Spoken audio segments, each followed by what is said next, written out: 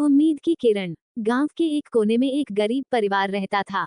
परिवार में 4 सदस्य थे। रामू, उसकी पत्नी सुमित्रा, बेटी पूजा और बेटा मोहन।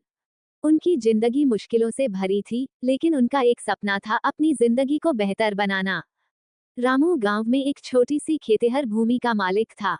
उसका परिवार हमेशा से ही खेती पर निर्भर था, लेकिन बारिश की कमी और जमीन की उपजाऊ क्षमता में कमी के कारण उनका जीवन कठिन हो गया था। सुमित्रा, एक मेहनती महिला, घर के कामकाज के साथ साथ खेतों में भी काम करती थी। पूजा और मोहन भी अपने पिता की मदद करते थे। एक दिन गांव में सूखा पड़ा। खेत सूखने लगे और फसलें बर्बाद हो गईं। रामू ने मेहनत से जो कुछ भी बचाया था वह भी खत्म हो गया। गांव के अन्य लोग भी इसी तरह की समस्याओं का सामना कर रहे थे। हालात इतनी खराब हो गए कि रामू को अपने बच्चों के लिए भोजन जुटाना भी मुश्किल हो गया। एक दिन पूजा ने अपनी माँ से कहा, माँ, हम क्यों नहीं शहर चले जाते? वहाँ शायद कुछ काम मिल जाए। सुमित्रा ने ये सुनकर चिंता जताई, लेकिन बेटा, हमें गांव छोड़कर कैसे जाना चाहिए? यहाँ हमारे सारे रिश्तेदार हैं। लेकिन पूजा की बात ने रामू को सोचने पर मजबूर कर दिया। अंततः रामू ने निर्णय लिया। परिवार ने कुछ पैसे इकट्ठा किए और शहर जाने का प्लान बनाया। शहर में उन्होंने एक झुग्गी में रहने का निर्णय लिया। वहां की जिंदगी बिल्कुल अलग थी। रामू ने एक निर्माण स्थल पर काम करना शुरू किया, जबकि सुमित्रा ने घरों में बर्तन धोने का काम लिया। शहर में आकर उन्हें नई चुनौतियों का सामना करना पड़ा। काम का समय लंबा था और मेहनत भी ज्यादा थी। कई बार तो परिवार को एक दिन का खाना भी नहीं मिल पाता। पूजा और मोहन स्कूल नहीं जा पा रहे थे, जो उनके भविष्य के लिए खतरा बन रहा था। रामू और सुमित्रा ने बच्चों को पढ़ाने का सपना देखा। एक दिन पूजा ने अपनी माँ से कहा, माँ, मैं पढ़ाई करना चाहती हूँ। सुमित्रा ने अपनी बेटी की बात को गंभीरता से लिया और उन्होंने तय किया कि वो बच्चों को स्कूल भेजने की कोशिश करेगी। सुमित्रा ने शहर में एक सरकारी स्कूल के बारे में सुना।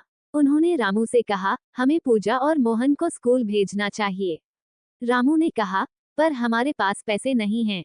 सुमित्रा ने फिर कहा, लेकिन शिक्षा ही है जो हमारे बच्चों का भविष्य बदल सकती है। कुछ समय बाद सुमित्रा ने स्कूल में फीस माफी की योजना के बारे में सुना। उन्होंने तुरंत बच्चों को स्कूल में दाखिला दिलवाने का निर्णय लिया। पूजा और मोहन ने स्कूल में दाखिला लिया और धीरे धीरे पढ़ाई में अच्छा करने लगे। हालांकि परिवार की आर्थिक स्थिति में सुधार नहीं आया। रामू और सुमित्रा ने अपने काम के साथ साथ छोटे मोटे व्यवसाय भी करने का सोचा। सुमित्रा ने घर में छोटे छोटे कपड़े बनाकर बेचना शुरू किया।